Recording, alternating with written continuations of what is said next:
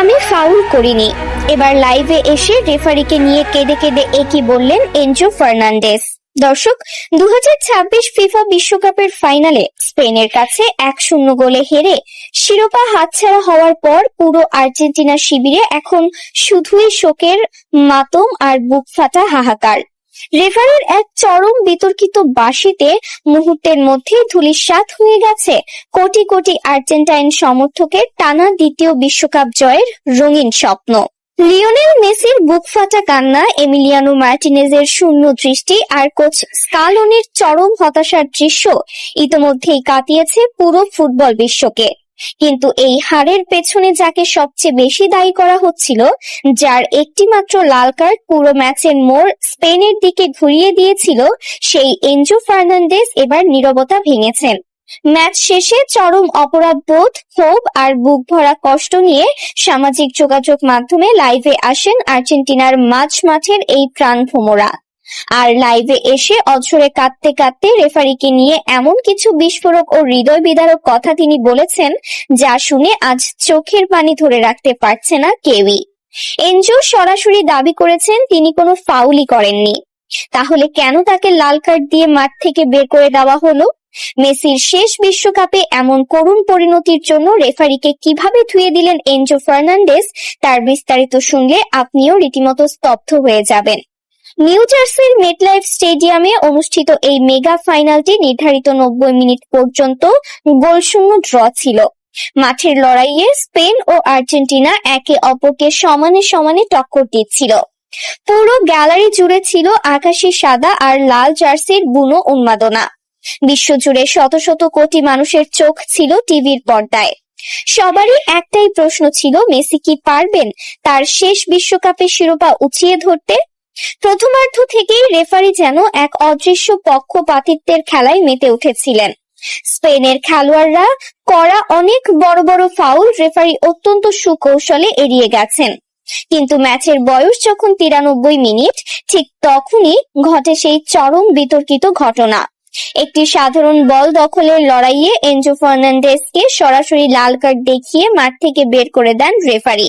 কোনো VAR check করার ন্যূনতম প্রয়োজন মনে করেননি তিনি। কোচ লিওনেল স্কালোনি টাচ লাইনে দাঁড়িয়ে রেফারির এই সিদ্ধান্তের তীব্র প্রতিবাদ জানান। সাইড লাইনে থাকা বদলি খেলোয়াড়রাও মাঠে ঢুকে রেফারির কাছে VAR দেখার আবেদন করেন, কিন্তু রেফারি ছিলেন তার সিদ্ধান্তে অটল। আর ওই একটি কার্ডই আর্জেন্টিনার কফিনে শেষ পেরেক ঠুকে দেয়। অতিরিক্ত সময়ে 10 জন খেলোয়াড় নিয়ে স্পেনের মতো একটি পজেশন ভিত্তিক দলের অবিরাম আক্রমণ সামলানো আর্জেন্টিনার ক্লান্ত খেলোয়াড়দের জন্য রীতিমতো অসম্ভব হয়ে দাঁড়ায়। 10 জন নিয়ে স্পেনের টিকি টাকার বিপক্ষে দৌড়াতে দৌড়াতে ডি পল, ম্যাক অ্যালিস্টাররা রীতিমতো হাঁপিয়ে উঠছিলেন। যার চূড়ান্ত পরিণতি হিসেবে 106 মিনিটে স্পেনের উইঙ্গার ফেরান তোরেসের কাছে গোল হজম করে বিশ্বকাপ থেকে করুণভাবে ছিটকে যায় বিশ্ব চ্যাম্পিয়নরা। ম্যাচ শেষে ড্রেসিং রুমে ফিরে আর নিজের আবেগ ধরে রাখতে পারেননি এনজো। ইনস্টাগ্রাম লাইভে এসে অঝরে কাঁদতে কাঁদতে তিনি সরাসরি রেফারির দিকে আঙুল তোলেন। অত্যন্ত আক্ষেপ আর ক্ষুব্ধ কণ্ঠে এনজো বলেন, আমি আপনাদের সবার কাছে, পুরো আর্জেন্টিনার কোটি কোটি মানুষের কাছে হাত জোর করে ক্ষমা চাইছি, কিন্তু বিশ্বাস করুন আমি কোনো ফাউল করিনি। আমি শুধু বলের দিকে ফোকাস করেছিলাম। প্রতিপক্ষের খেলোয়াড় নিজেই আমার গায়ের ওপর এসে পড়েছিল এবং রেফারিকে বিভ্রান্ত করার জন্য নাটক করেছিল। ওটা কোনোভাবেই লাল কার্ড দেওয়ার মতো অপরাধ ছিল না, বড়জোর একটা সাধারণ ফাউল বা হলুদ কার্ড হতে পারত। কিন্তু রেফারি যেন পকেটে লাল কার্ড নিয়েই মাঠে নেমেছিলেন। তিনি আমাদের সাথে চরম দুর্নীতি করেছেন।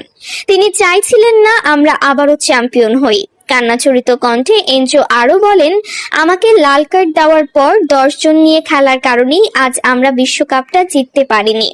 ফুটবলের সবচেয়ে বড় মঞ্চে ফাইনালের অতিরিক্ত সময়ে একজন খেলোয়াড় কম নিয়ে খেলাটা কতটা ভয়াবহ তা শুধু আমরাই বুঝতে পারছি।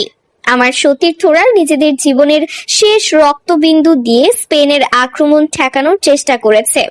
ওরা মাঠের প্রতিটা ঘাসে নিজেদের ঘাম আর রক্ত ছড়িয়েছে, কিন্তু রেফারির ওই চরম ভুলের জন্য, ওই একটা অন্যায় কার্ডের জন্য আমাদের সব কৌশল হুড়মুড় করে ভেঙে গেল। আমরা মাঠে স্পেনের কাছে হেরে যাইনি, আমাদের জোর করে রেফারির বাঁশি দিয়ে হারিয়ে দেওয়া হয়েছে। এই হার ফুটবলের হার, এই হার মানবতার হার। এনজোর এই লাইভ চলার সময় পাশেই দেখা যায় রদ্রিগো ডি পল এবং এমিলিয়ানো মার্টিনেজকে। তারা দুজনেই এনজোকে জড়িয়ে ধরে সান্ত্বনা দেওয়ার চেষ্টা করছিলেন, কিন্তু তাদের নিজেদের চোখ দিয়েও তখন অঝরে জল ঝরছিল। আর্জেন্টিনার রাজধানী বুয়েন্স আইরেসের ওবেলিস্কো চত্বরে, যেখানে লাখো মানুষ টানা দ্বিতীয়বারের মতো বিশ্বজয়ের উৎসব করার জন্য অধীর আগ্রহে অপেক্ষা করছিল, এনজোর এই লাল কার্ড এবং ম্যাচ হারের পর সেখানে নেমে আসে শ্মশানের মতো নীরবতা। ছোট ছোট শিশু থেকে শুরু করে বৃদ্ধ সবাই রাস্তায় বসে কাঁদছিল। সবার একটাই কথা, রেফারির শুধু একটি লাল কার্ড দেননি, তিনি পুরো একটি দেশের আত্মাকে খুন করেছেন। লাইভের এই পর্যায়ে এসে এনজোর কান্না যেন আরো তীব্র হয়ে ওঠে। দলের অধিনায়ক এবং ফুটবলের জাদুকর লিওনেল মেসিকে জড়িয়ে ধরে এনজো তার সবচেয়ে বড় কষ্টের কথাটি শেয়ার করেন। তিনি বলেন, আমাদের সবার জীবনের সবচেয়ে বড় স্বপ্ন ছিল এবারের বিশ্বকাপটা যে কোনো মূল্যে জেতা। এটা শুধু আমাদের জন্য নয়, আমাদের অধিনায়ক, আমাদের গুরু লিওনেল মেসির জন্য আমরা এই ট্রফিটা জিততে চেয়েছিলাম, কারণ আমরা জানতাম এটাই মেসির জীবনের শেষ বিশ্বকাপ। এরপর হয়তো তাকে আর কখনো এই আকাশি সাদা জার্সিতে মাঠে দেখা যাবে না। তিনি অবসর নেবেন। আমরা চেয়েছিলাম তাকে একটি রাজকীয় বিদায় দিতে।